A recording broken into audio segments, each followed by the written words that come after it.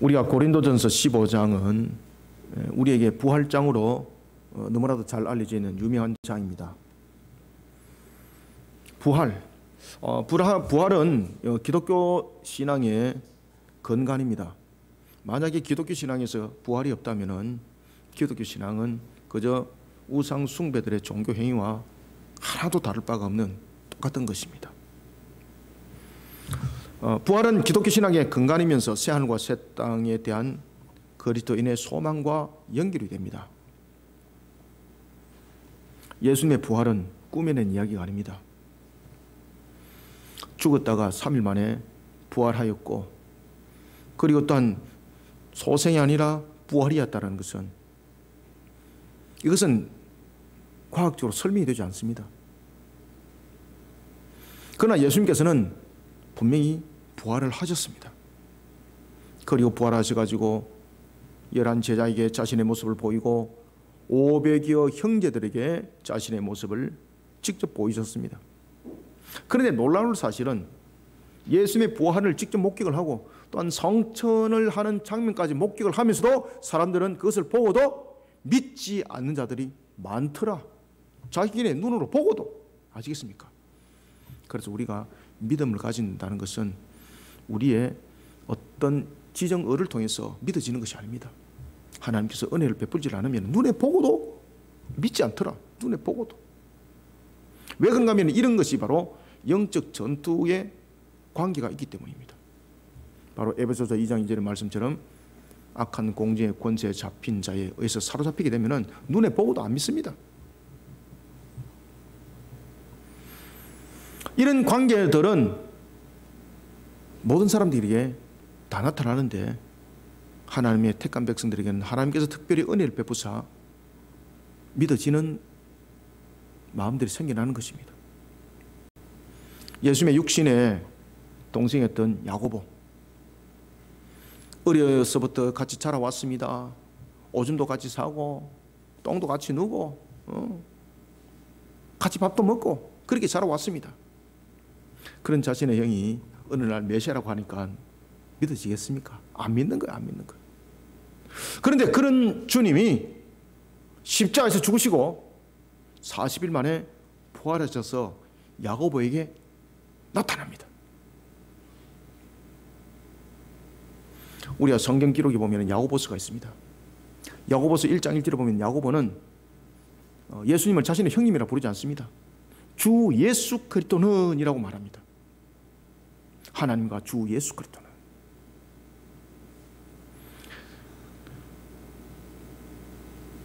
무덤에 장사된 지 3일 후에 부활하셔서 야고보에게 자신의 모습을 나타냈을 때에 야고보는 비로소 예수님이 이 땅에 우리의 죄를 대속하기 위하여 오신 메시아라는 것을 믿게 되더라. 성령께서 그에게 믿음을 더해 주시니 믿게 되더라. 그런 야고보가 예루살렘의 수장이 됩니다. 예루살렘의 감독이 되는 거죠.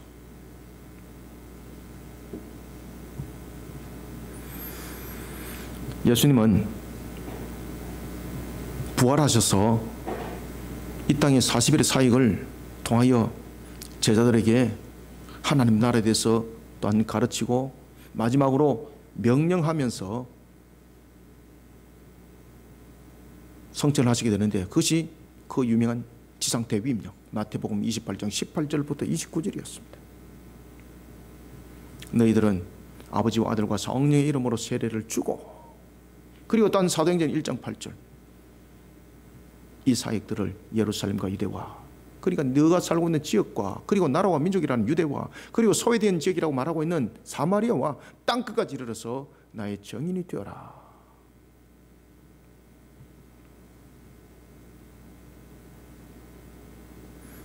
부활의 주님, 이 부활의 주님이 장차 이 땅에 다시 오실 것을 우리에게 말씀을 주고 있습니다. 예수님의 부활은 우리가 죄삼에 따라 영생에 이를 것을 예표를 하고 있습니다. 그리고 또한 부활의 주님이 재림하시는 것은 우리에게 영생으로서 그 약속을 한 것을 실현하기 위해서 오는 것입니다. 이 말씀에 대해서 아주 강력하게 믿지 않는 사람이 한 사람 있었습니다. 그가 누구였습니까? 오늘 바로 이 본문을 기록한 바울이라는 사람이었습니다. 바로 고린도전서를 기록한 사람이죠. 예수님의 부활이 있었다는 것과, 그리고 또한 그 부활이 우리의 영생을 예표한다는 것과, 그리고 또한 이 땅에 다시 오셔서 죄악을 심판하시고 예수 그리스도를 구세주로 믿는 믿음 속에 있는 자들은 영생에 이를 것을 가르치는 그 기독교를, 그리스도인들을 발본색원하기 위해서 칼을 빼들고 다메섹에까지 쳐들어갔던 한 사람, 사도 바울, 그가 자신이 그렇게도 핍박했고 자신들이 그렇게도 못 믿겠다고 말했던 그 예수님을 다메섹에서 만나는 겁니다. 기절초풍하는 거죠.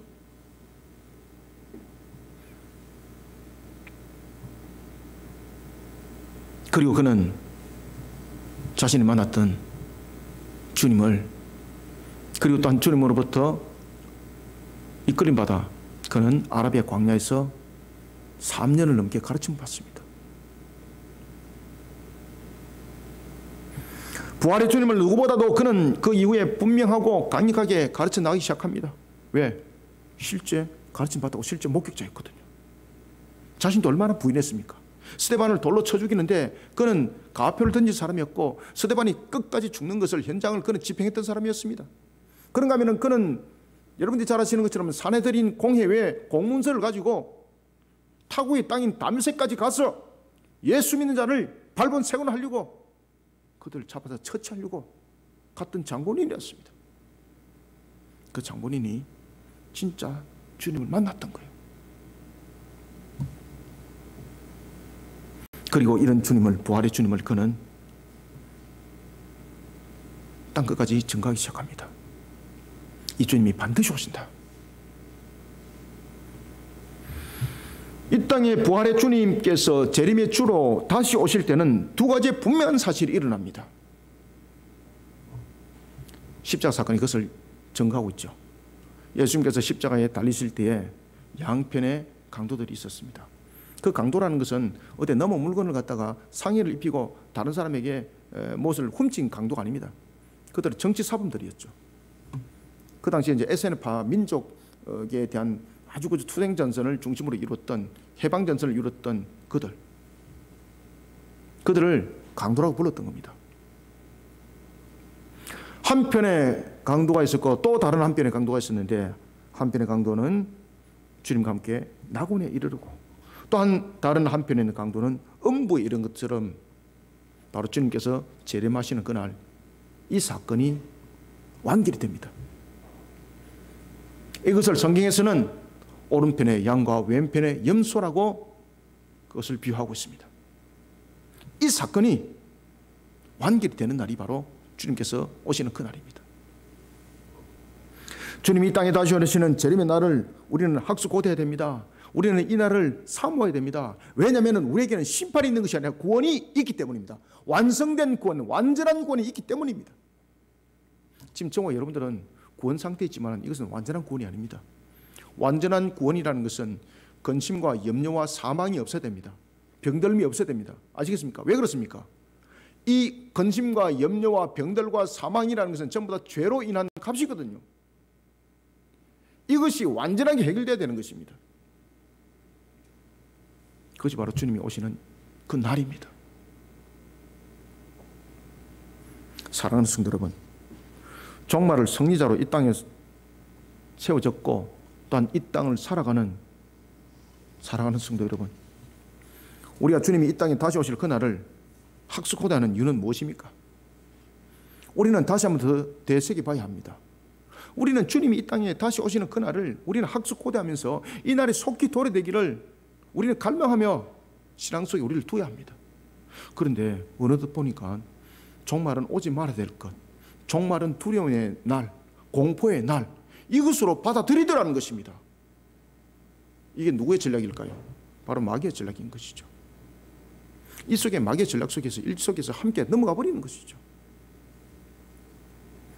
주님이 이 땅에 다시 오실 종말은 우리에게는 승리의 날이라고 주께서 우리에게 각인시키고 있습니다. 이 날에 대해서 우리는 세 가지 점을 다시 한번 더 각인해야 됩니다. 그리고 흔들림 없는 재림과 종말의 신앙으로 지금 이 시대를 이겨나가는 그리스도인들이 되기를 소원합니다. 먼저 50절 한번 읽습니다. 시작. 형제들아, 내가 이것을 말하노니 혈과 육은 하나님 나라를 이어받을 수 없고 또한 썩는 것은 썩지 아니한 것을 유업으로 받지 못하느니라. 아멘. 이게 무슨 말인가 하면요, 썩는 것은 썩지 못할 것을 유업으로 못 받는다는 것은 무슨 말인가 하면은 죄는 구원 못 받는다는 이야기입니다. 죄로서는 새하늘과 새 땅 없다는 이야기입니다. 아시겠습니까?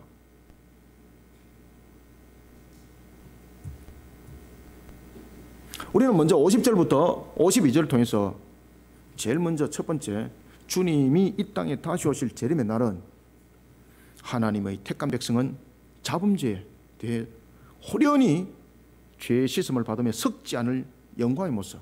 무슨 모습요? 영광의 모습, 영광의 모습. 반드시 각인하시길 바랍니다.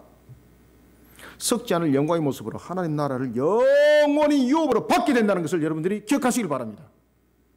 그러면 주님이 재림하시는 그날이 얼마나 여러분 학수고대 되겠습니까?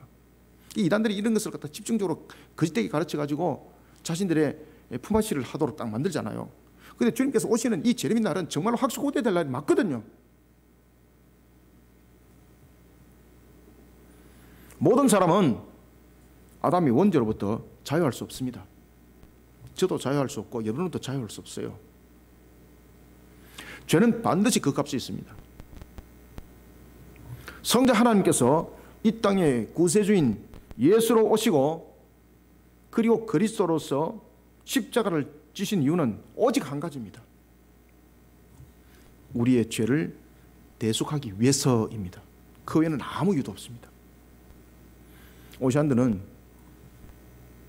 루트란의 적극적인 그러한 학자였던 오샨드는 우리의 원죄가 다 해결되어졌을지라도 주께서는 오셨을 것이다. 다시 말하면 원죄와 상관없이 오신다는 것이죠. 오실 이유가 없는 겁니다. 성자 하나님이신 그분이, 높고 높이 계시는 그분이 낮고 천한 몸으로 오실 이유가 없습니다. 뭐 이 땅에 오셔가지고 BTS처럼 뭐 인기라도 얻어봤나요?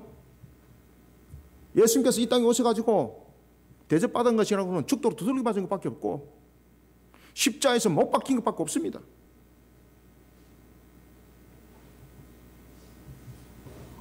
예수님께서 이 땅에 오신 목적은 오직 한 가지 목적, 우리의 죄를 대속하기 위해서.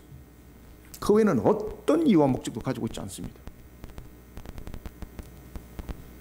그리고 또한 십자가에서 죽으심과 무덤에 장사됨으로써 그 값을 완전하게 이루기 위해서 이 땅에 오셨습니다.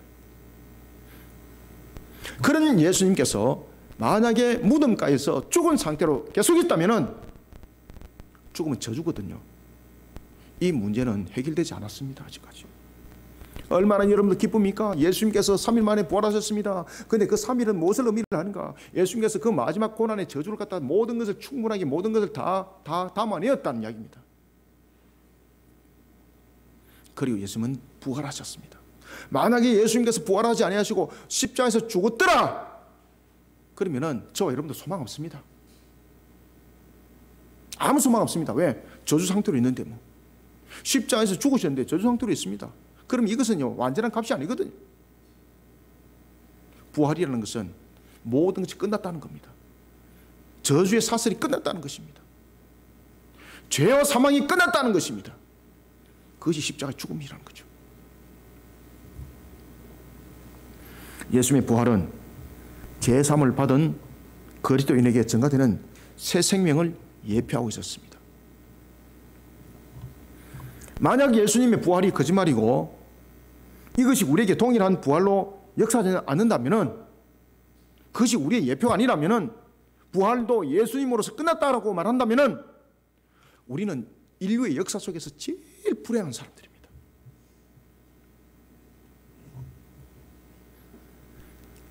사랑하는 성도 여러분, 부활은 피할 수 없는 사실입니다. 부활은 과학이라는 도구로 설명할 수 없습니다.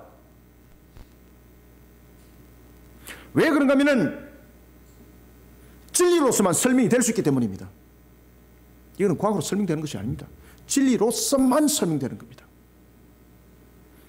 그래서 부활 사건은 과학으로 증명하는 것이 아니에요. 예언의 말씀의 성취로서 말씀을 하는 거예요. 아이들한테 신앙을 가르칠 때도 부활을 과학으로 설명하지 마세요.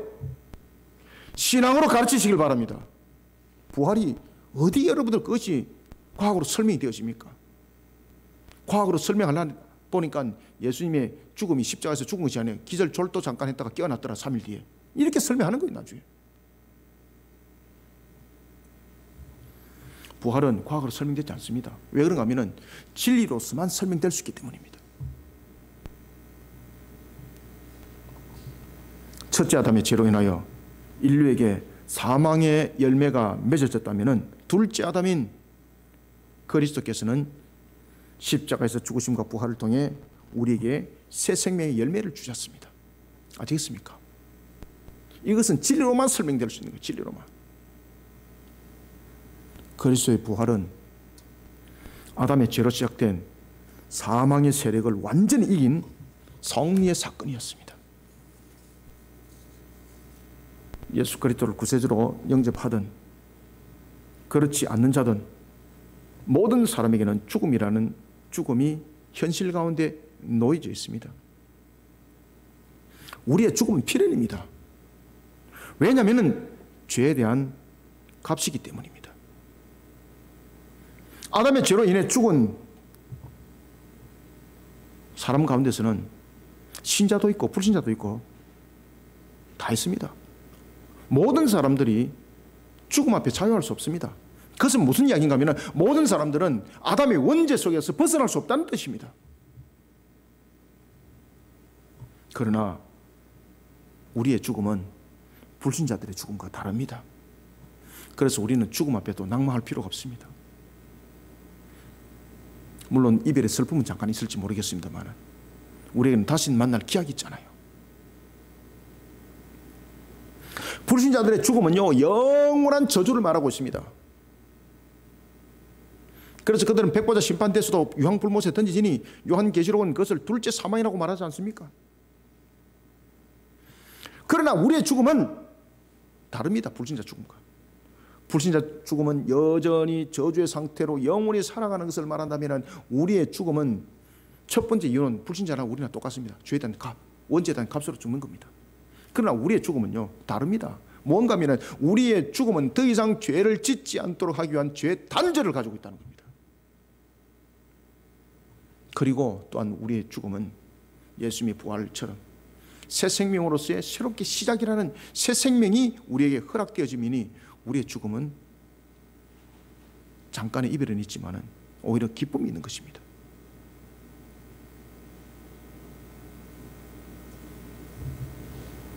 종말의 날이 되면 주님께서 이 땅에 다시 오십니다.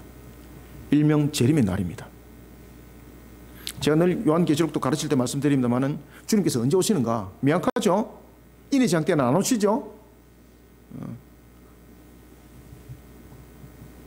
주님께서 이 땅에 오실 때는 우리에게 나타나는 모습들은 바로 주님의 재림은 7번째 나팔 재앙이 풀리지 그 직전에 오심입니다.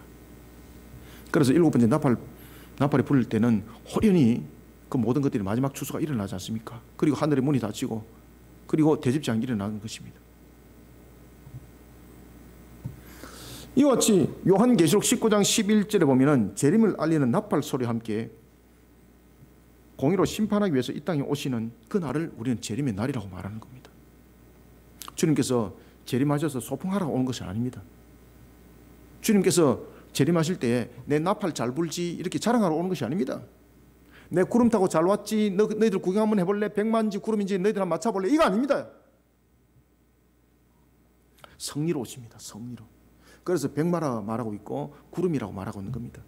권능으로 오시고 그리고 또한 성리로 오시는 것이 백마고 바로 구름이라는 것입니다. 무엇이 성리로 판결이 나는가요? 바로 심판이 있기 때문에 공의로운 심판이 있기 때문에 백마리고 공의로운 심판이 있기 때문에 구름이라고 말하는 거예요.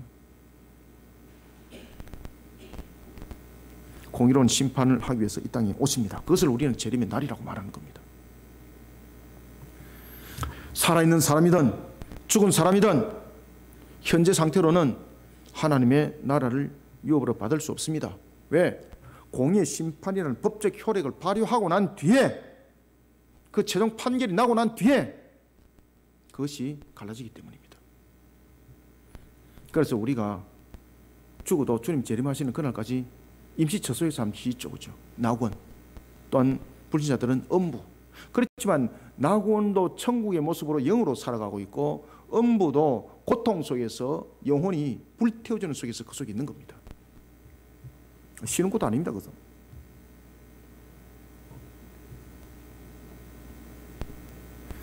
공의 심판은 바로 법적 효력을 발하기 위해서 오는 겁니다. 영육간의 부활한 모습으로 심판하는 거죠. 최종 판결입니다. 그런데 주님이 이 땅에 오시기 전까지 에베소서 2장 2절은 증거하고 있습니다. 공중의 권세 잡은 마귀가 세상의 권세를 잡을 것이라고 말입니다. 그것을 우리는 일명 잠정적 허용적 작정이라고 말하는 겁니다. 주님께서 잠정적으로 허락한 이유는 무엇입니까? 그 또한 하나님의 은혜였더라는 것입니다. 나중에 보니까. 왜? 하나님의 택한 백성 가운데서 아주 완악한 자들이 있거든요. 이들을 불러 모으는 데 있어서 이 악한 세력을 사용하여서 하나님은 그들을 일깨우는 것이었습니다.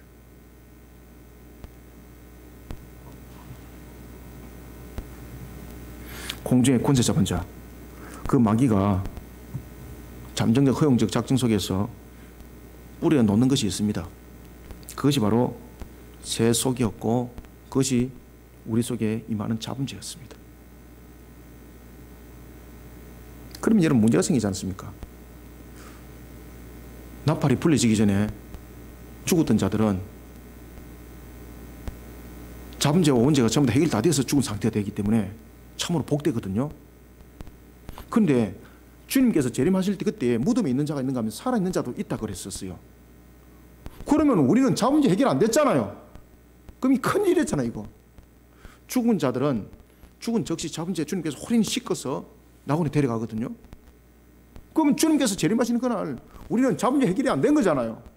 에베소서 2장 2절의 말씀처럼 공중의 권세 잡힌 자에 의해서 우리는 그 세속 속에서 찌든 모습 속에 함께 있는 거지 않습니까? 오늘 본문도 말씀하고 있습니다. 썩어질 몸으로 있는 자들은 썩지 않은 몸으로서 영원히 살아갈 수 없다고 말입니다. 그러면 우리는 구원이 없다는 이야기잖아요. 죽은 자들만 구원이 있다는 거잖아요. 그래서 사도 바울이 굉장히 중요한 내용을 우리에게 오늘 증거해 주고 있습니다. 바로 그것은 호련히라는 단어였습니다. 호련히 기억하시길 바랍니다. 호련히. 나팔 소리가 나면은 죽은 자들은 썩지 아니할 것으로 다시 살아난다 하였습니다. 그럼 우리는 여러분 하나님 나라는 완전한 나라입니다. 부패가 진행되는 죽을 몸으로는 절대 하나님 나라에 못 들어가요. 그럼 죽은 자는 부패한 몸이 아니잖아요. 호련히 하나님께서 모든 것을 다 씻어갔기 때문에 이들은 부활을 하여도 이제 영광의 모습들로 부활을 하기 때문에 아무 문제가 안 생겨요. 문제는 뭔가 하면 주님이 재림하시는 그날 때까지 살아있는 자들이 문제가 되는 거예요. 하나님 나라는 부패가 진행되는 죽을 수 있는 몸으로는 절대 못 들어갑니다. 영광의 모습, 죽지 않을 몸이 되어서만이 갈 수 있는 거예요. 그래서 여기서 아주 중요한 단어가 하나 등장하는데 그것은 바로 호련이라는 겁니다. 호련히. 죽을 몸으로 하나님의 나라에 들어갈 수 없습니다. 그래서 호련이라는 단어가 딱 등장합니다. 호련히 새로운 모습을 변한다는 거죠. 어떻게? 하나님께서 우리의 자범죄를 다 씻었어. 호련이라는 것은 한순간에 다 씻었어. 우리를 영광의 모습으로 변화되게 만들어버립니다. 그래서 주님이 재림하시는 그날은 죽은 자들은 영광의 모습들로 부활하지만 우리의 모습들이 죄를 씻어내는, 자범죄를 완전히 씻어내는 모습들로 변하기 때문에 우리의 얼굴의 형태들도 영광의 모습들로 다 변하게 되는 겁니다.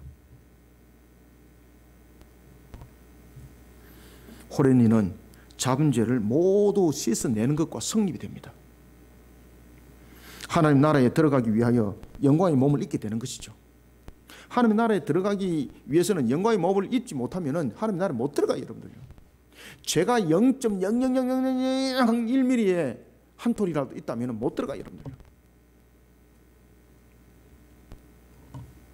하나님 나라 들어가기 위하여 영광의 몸을 입게 됩니다. 그리고 백보자 심판대가 열리기까지 천년 왕국에 이제 거하게 되는 겁니다. 요한계시록 20장 4절은 이것을 증거하고 있습니다. 50절부터 52절을 읽어주시기 바랍니다. 시작. 형제들아, 내가 이것을 말하노니 혈과 육은 하나님 나라를 이어받을 수 없고 또한 썩는 것은 썩지 아니하는 것을 유업으로 받지 못하느니라. 보라, 내가 너에게 비밀을 말하노니 우리가 다 잠잘 것이 아니요 마지막 나팔의 순식간에 호련히 다 변화되리니 나팔 소리가 나매 죽은 자들이 썩지 아니할 것으로 다시 살아나고 우리도 변화되리라. 아멘. 누구도? 우리도 변화되리라. 아멘. 주님이 이 땅에 다시 오실 그날에 택한 백성 가운데 무덤에 있던 자들은 부활로 영광의 몸을 입게 됩니다. 주님이 이 땅에 다시 오실 재림의 그날에 하나님의 택한 백성 가운데 살아있는 자들은 잡은 죄에 대해서 호련히 그 죄를 씻어 썩지 아니할 영광의 모습으로 하나님의 나라를 영원히 유업으로 받게 됩니다. 우리는 여기에 대해서 확신의 신앙을 가져야 됩니다. 여기에 대해서 확신의 신앙으로 재림의 날을 고대하는 우리 모두가 되기를 소원합니다. 그 다음에는 두 번째 53절을 읽습니다. 시작. 이 썩을 것이 반드시 썩지 아니할 것을 입겠고 이 죽을 것이 죽지 아니함을 입으리로다. 아멘. 여러분 얼마나 감사해요, 그죠?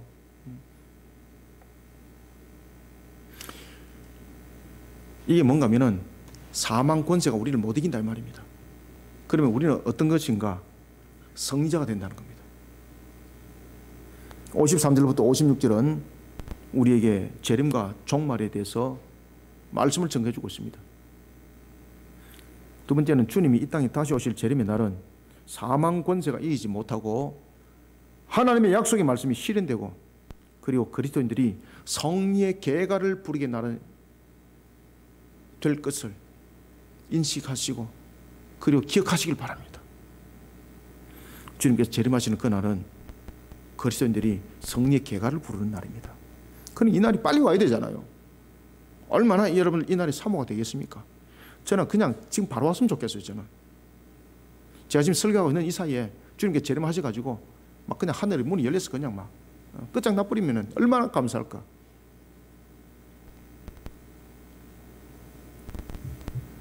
부활이 우리에게 증거해주고 있는 그 가운데서 가장 중요한 것은 부활은 죄가 사망을 주장하지 못하는 상태라는 것을 말하고 있는 겁니다. 사망을 절대 주장할 수 없는 상태, 그것이 부활입니다. 결론적으로 말씀드리면 부활은 그리스도의 완전한 승리를 말하고 있습니다. 사탄의 사망 권세가 완전히 사라지는 것을 확인시켜주는 순간, 이것이 부활이요 재림입니다. 그러니까 여러분들 주님 빨리 오셔야 되잖아요. 어떤 분은 이런 말을 하더라고요.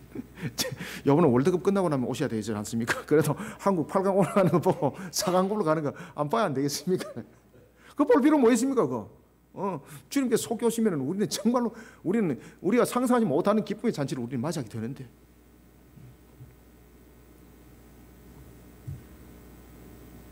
저는 제가 이제 월드컵을 하면서 제가 성진이 뭐 그 이야기를 했거든요. 한국이 반드시 2대1로 이긴다. 그래서 제가 그 이야기를 했습니다. 이강인이가 한 골 넣고 손흥민이가 한 골 넣을 것이다. 근데 이강인이 안 넣고 손흥민이 안 넣었잖아요. 근데 이강인이가 어시스트 했고 손흥민이 어시스트 했잖아요. 제가 얼마나 잘 맞춥니까, 제가? 얼마나 잘 맞춥니까?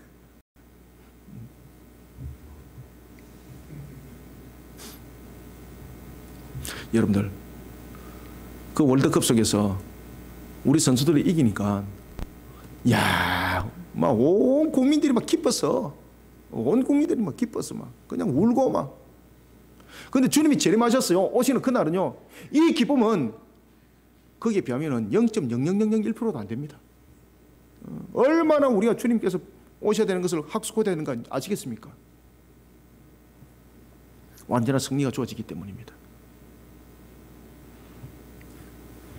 부활이 우리에게 증거해주고 있는 것 가운데 가장 중요한 것은 부활은 죄가 사망을 주장할 수 없다는 겁니다. 완전한 승리를 말하고 있는 거죠. 썩을 것과 죽을 것. 여러분들 썩을 것과 죽을 것은 그 결론이 결국은 죄로 말미암아입니다.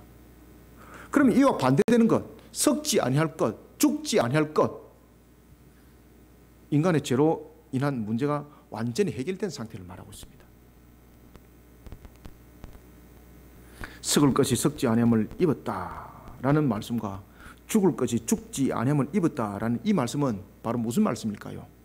죄로 인하여서 죽을 몸이 대속의 완전함을 이루어 더 이상 사망 권세가 다스리지 못하는 몸이 됐다는 이야기입니다.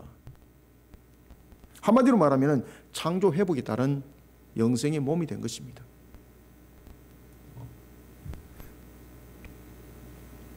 아담이 범한 죄가 창세기 2장 17절의 언약대로 사망에 이르는 썩을 몸이 되었다면 둘째 아담으로 이 땅에 오신 그리스도의 십자가의 사건, 대속과 부활입니다.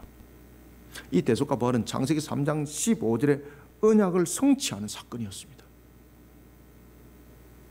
그리고 부활은 죄로 말미암은 사망이 우리를 더 이상 주장하지 못하도록 죽음의 권세를 완전히 이긴 열매였습니다. 53절부터 56절을 우리 한 목소리를 읽읍시다. 시작. 이 썩을 것이 반드시 썩지 아니할 것을 입겠고 이 죽을 것이 죽지 아니함을 입으리로다.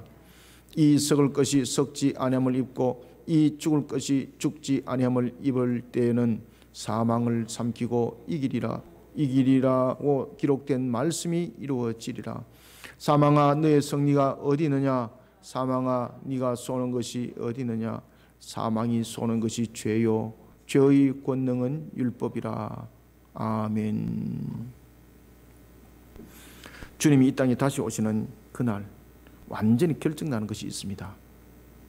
그것은 더 이상 죽음의 공포를 이끌고 그리고 우리를 그런 올무 속에 가둬놓는 사망이라는 권세가 택한 백성을 이기지 못하게 됩니다. 택한 백성 가운데 죽은 자는 영육간의 부활로 영광의 몸을 이루게 됩니다. 그리고 살아있는 자는 호련히 잡은 죄가 씻겨져 영광의 모습으로 변화됩니다. 이사야서 25장 8절과 호세아서 13장 14절에 따른 하나님의 약속의 말씀을 완전히 실현하게 되는 겁니다. 그리스도인들은 사망 권세에 대하여 성리의 계가를 부를 수 있는 자격이 부여된 자들입니다. 그래서 보면은 새 노래를 부를 자의 자격들이 있잖아요. 요한계시록에. 그 새 노래는 구원받을 자들만 부르는 노래입니다. 아무나 그 계가 못 부릅니다. 그리스도인은 사망 권세를 완전히 이긴 부활의 살아있는 영광의 열매입니다. 우리가 주님의 재림이 속히 임하기를 소망하고 우리가 재림을 바라는 이유가 바로 여기 있는 겁니다. 주님이 다시 오시는 재림의 날까지 인류를 지배하던 것이 죽음이었다면 그 근원은 죄였습니다. 주님이 이 땅에 다시 오실 재림의 날은 이런 사망 권세가 우리를 이기지 못합니다. 하나님의 약속의 말씀이 실현되는 날입니다. 신실하신 하나님, 불변하시는 하나님, 그 약속의 말씀이 실현되는 날입니다. 이 날이 속히 도래되기 위해서 우리는 오늘도 우리에게 주어진 사명 속에 그 역할 속에 우리는 충성스럽게 그 모습 속에 세워서 사역을 감당하고 사명을 감당하는 우리 모습이 되어야 합니다. 또한 이런 우리가 되기를 소원합니다. 마지막으로 57절 한번 읽읍시다. 시작. 우리 주 예수 그리스도로 말미암아 우리에게 성리를 주시는 하나님께 감사하노니. 아멘. 누구로 인해서 우리는 성리가 된다는 겁니까? 예수 그리스도로 말미암아. 아시겠습니까? 예수 그리스도 말미암아입니다. 말미암아.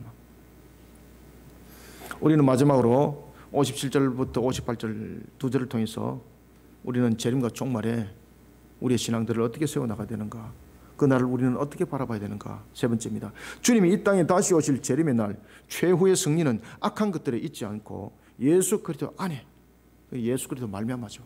예수 그리스도 안에 있는 그리스도인에게 있다라는 그 사실로, 그리고 또한 그리스도인에게 있다는 것이 사실로 증명되는 날인 것이 주님의 재림이라는 것을 잊지 말고 우리는 오늘도 이 소망 속에 살아가는 참된 그리스도인이 되어야 합니다.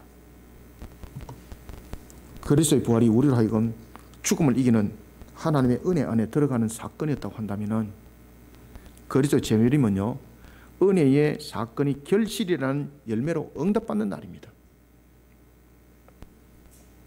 우리가 그리스도인이 되었다는 것은 그리스도로 말미암아, 다시 말하면 그리스도와 연합되었다는 것을 말합니다. 우리가 그리스도인이라는 것은 그리스도가 거둔 승리의 영광을 함께 누리는 자가 됐다는 것을 말합니다. 그리고 그리스도께서 재림하신다는 것은 우리가 그리스도인이라는 것에 대한 완전한 결실을 맺는 날이라는 것입니다. 그래서 우리는 그 날을 학수고대해야 됩니다. 에베소서 2장 2절의 공중의 권세자에게 짓눌린 자가 아니라 악한 권세를 물리치고 이기는 날이 바로 그리스도의 재림의 날입니다. 58절에서 사도 바울이 전가하고 있는 것처럼 그리스도인으로 우리는 이 땅의 삶을 살아갈 때에 반드시 가져야 될 첫 번째 자세가 있습니다. 그것은 어떤 환경과 어떤 형편 속에서도 부활의 신앙은 흔들리지 말아야 된다는 것입니다. 왜 그런가 하면 이 부활의 신앙을 흔들어버리게 되면 우리 속에 곤란한 역사가 일어납니다. 이 마귀가 왕노릇하기 시작합니다. 그러면 주님의 재림의 그날이 더뎌지는 겁니다. 마귀가 이 방법을 계속 쓰는 겁니다. 이것은요, 고유한 방법인데 2000년 전이나 지금이나 변하지 않는 방법입니다. 왜? 가장 실효성 있는 방법이죠.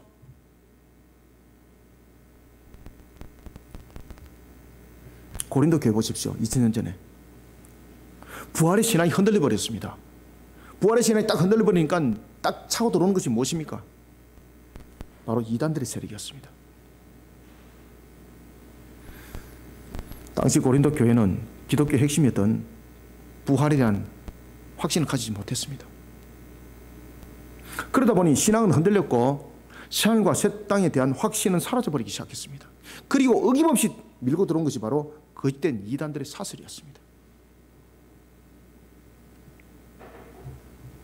부활 신앙이 흔들리면 하나님의 나라에 대한 확신이 흔들리게 됩니다.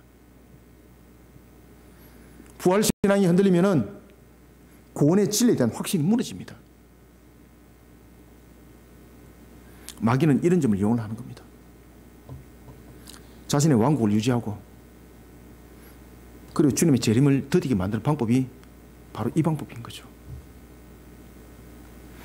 두 번째는 우리가 항상 주를 위해서 힘쓰는 자가 되어야 됩니다. 첫 번째는 부활 신앙에 대해서 흔들리지 말아야 됩니다. 두 번째는요, 주님의 일에 힘쓰는 자들을 되시기 바랍니다. 영적 전사가 되어야 된다는 겁니다. 그래서 에베소서 6장에서 그 말을 하지 않습니까?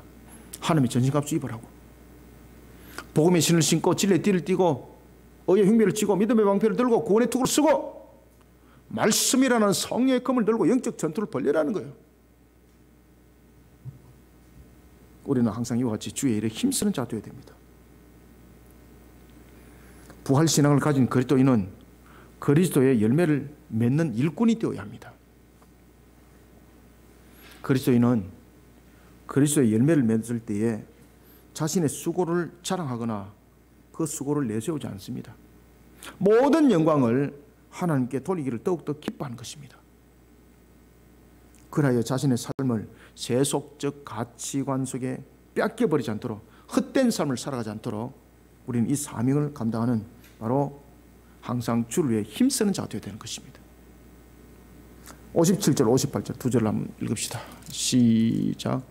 우리 주 예수 그리스도로 말미암아 우리에게 승리를 주시는 하나님께 감사하노니 그러므로 내 사랑하는 자들아 어떻게 견실하며 흔들리지 말고 무엇을 항상 주의 일에 더욱 힘쓰는 자들이 되라. 이는 너희 수고가 주 안에서 헛되지 않은 줄 알미라. 아멘. 주의 일을 위해서 힘쓰시기 바랍니다. 그러면 성령께서 이게 도와주십니다. 성령께서 우리 공감을 채워주십니다. 아시겠습니까? 항상 주의 일을 힘쓰시길 바랍니다. 그럼 주님께서 오른편 왼편 인도해 주십니다. 놀랄 역사들은, 신앙의 그러한 경험들은 그 속에서 나타나는 겁니다. 감이 이겼는 줄은 아는데 감을 따라가지 않습니다. 그 감은 내 감이 아니죠. 진짜가 되는 거예요, 여러분들요. 부활신앙으로 세워진 그리스도인은 에덴 동산의 모습과 같아야 합니다. 비손과 기온과 히데겔과 유브라데가 되어야 됩니다. 여러분들, 비손과 기온과 히데겔과 유브라데가 자신의 성과 올리기 위해서, 자신의 것을 만들기 위해서 그 물을 흘려보냈습니까? 아니죠. 에덴 동산에서 받은 물을 그대로 흘려보낸 거지 않습니까? 그러니까 세상이 얼마나 은혜스럽게 변했어요. 성과를 올리고 자신의 것을 만들어가는 것보다 하나님의 형상을 돌아보고 나누고 섬기는 은혜를 흘려보내는 신앙이 되어야 합니다. 하나님 나라 일은 업적과 성과를 얻기 위해서 경쟁하는 허무한 인생살이와는 완전히 다릅니다. 시기하고 싸우고 질투하고 다투는 이 땅에서의 헛된 삶이 아니라 부활의 신앙으로 참 그리스도인의 기쁨을 누리는 주인공이 되어야 됩니다. 주님이 이 땅에 다시 오실 재림의 날, 최후의 승리는 악한 것들이 있지 않습니다. 예수 그리스도 안에 있는 그리스도인들에게 있다는 사실을 명심하고 오늘도 그리스도인의 값으로 자신에게 주어진 삶을 힘있게 살아가야 됩니다. 그래서 오늘 주신 말씀처럼 주 안에서 항상 주의 일에 힘쓰는 자가 되어야 합니다. 이런 그리스도의 값으로 자신의 주어진 삶을 힘있게 살아가는 참된 그리스도인들이 다 되시기를 소원합니다. 말씀을 맺습니다. 주님이 이 땅에 다시 오시는 재림의 날을 가리켜서 요한계시록 19장 9절은 어린 양의 혼인잔치에 청함을 받은 날이라고 칭하고 있습니다. 누가 이 잔치에 청함을 받겠습니까? 그날에 청함을 받은 자는 오직 그리스도인들 뿐입니다. 저와 여러분들 뿐입니다. 예수 그리스도를 구세주로 영접한 자들입니다.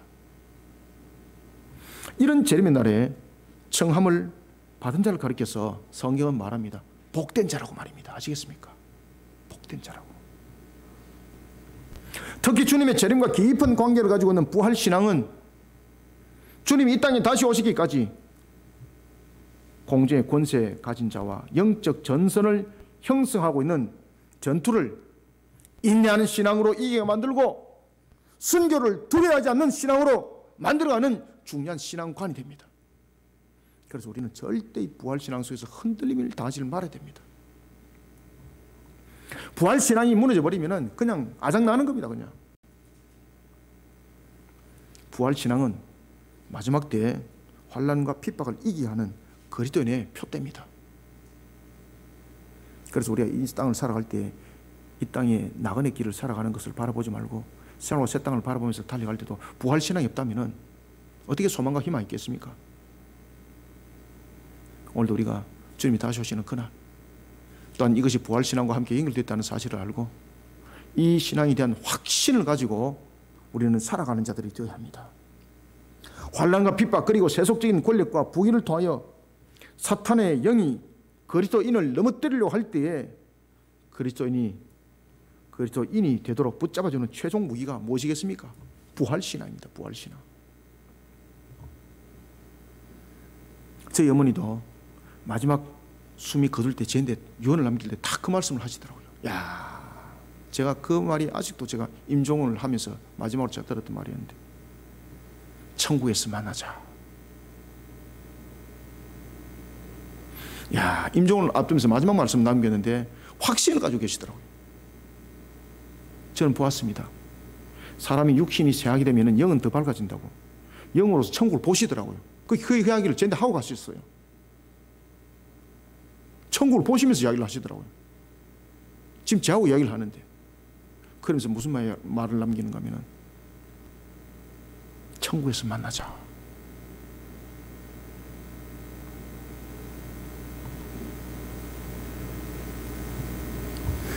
사랑하는 성도 여러분, 주님이 이 땅에 다시 오시는 재림의 날은 부활신앙을 영광의 몸으로 확정짓는 성의 날입니다. 이 날을 사모하면서 우리는 자신에게 주어진 날을 참된 그리스도인의 모습으로 살아가는 진짜 그리스도인이 되어야 됩니다. 껍데기는 그리스도인인데 이런 부활신앙 속에서 넘어진 자가 되어버리고 확신도 없이 달려가면서 어찌 우리의 진가를 드러낼 수 있고 어찌 우리의 가치를 바랄 수가 있겠습니까? 오늘도 주님께서 이 땅에 오시는 재림과 종말의 날을 학수고대하면서 부활신앙으로 오늘도 이 땅을 힘있게 살아가는 참된 그리스도인의 값으로 살아가는 저와 여러분들이 다 되시기를 주님의 이름으로 축원합니다. 하나님 감사합니다. 우리에게 주시는 말씀 삶과 마음 반석에 각인하고 새기기를 원합니다. 계속해서 오늘도 우리가 재림과 종말에 관한 신앙을 부활의 신앙과 함께 바라보게 하신 주님, 주신 말씀이 우리에게 그저 소리로만 들리지는 말씀이 되지 않게 하여 주옵소서. 우리에게 믿음과 신앙으로 각인되어지게 하여 주시고 인격적으로 조명되어지는 주님의 음성이 되게 하여 주옵소서. 오늘도 부족한 종의 입술을 통해서 증거되어졌지만은 성령님께서 이 듣는 모든 이들에게 양심이 신앙으로 온전히 바로 세워지는 주님의 권능의 말씀이 되게 하여 주시고, 또한 하나님의 택한 백성들이 이 메시지를 듣고 주님 품으로 돌아오는 하나님의 놀라운 역사함들이 함께 일어나는 권능의 말씀이 되게 하여 주시옵소서. 주님, 이 땅에 속히 재림의 그날이 이루어지기를 원합니다. 우리에게 새하늘과 새 땅의 소망과 희망이 주님이 오시는 바로 그날이 오니 주여 속히 오시옵소서. 아멘. 주 예수여 어서 오시옵소서. 요한계시록의 고백처럼 이것이 우리의 고백이요 나의 고백입니다. 이 사명 속에 우리는 오늘도 마태복음 28장 19절에서부터 20절의 지상대 위임령과 그리스도한 사도행전 1장 8절의 말씀을 각인하고 죽도록 충성된 일에 그리스도인의 군사된 모습들로 달려가기를 또한 소원합니다. 하나님의 영으로 우리를 동임해 주시고 주님의 이끌음과 그 인도함으로 이 모든 뜻이 속히 이루어져 주께서 오시는 날이 당겨지게 하여 주옵소서.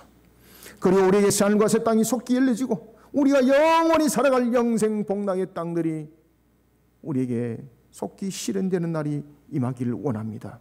하나님, 오늘도 주신 말씀으로 결실 있게 해주시고 열매가 풍성히 맺어져 하나님 영광이 속히 일어나는 주님의 날이, 그 역사함이 우리에게 오늘도 사실로 다가오고 이 날이 속히 실현되기를 소망하며 예수님의 이름으로 기도드립니다. 아멘.